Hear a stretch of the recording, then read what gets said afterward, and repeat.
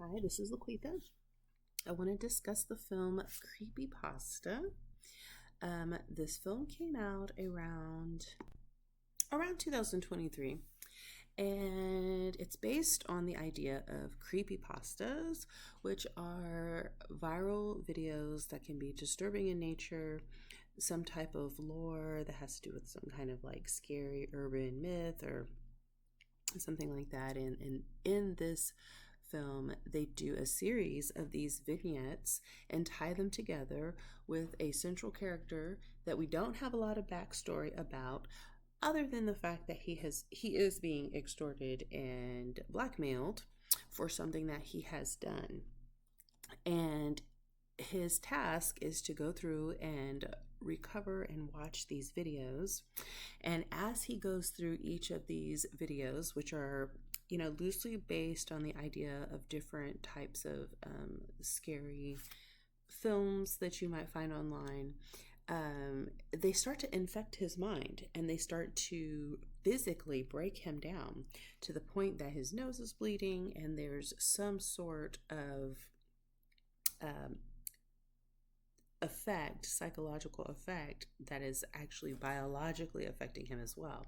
So there is a really neat overlay of the idea of how when something goes viral and a large number of people partake in the viewership of this, how it's not just about the idea of consuming it with our eyes and viewing it, but how it can actually change how we show up.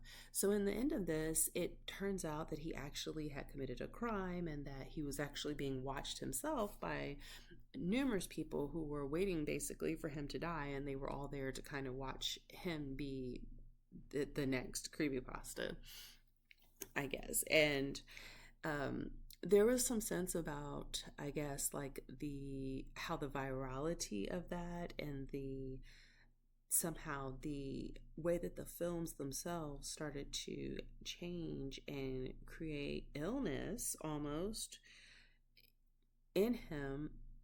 They don't really touch on that much, but I wondered if there was some kind of innuendo with that about how when large numbers of people view something, it can actually change their biology or change the way that their overall health and well-being at some level. I'm sure there's research about that, but that was also a neat take on that I considered after watching this. So it's worth watching if you have some time and you want to check out someone else's take on the idea of creepypasta.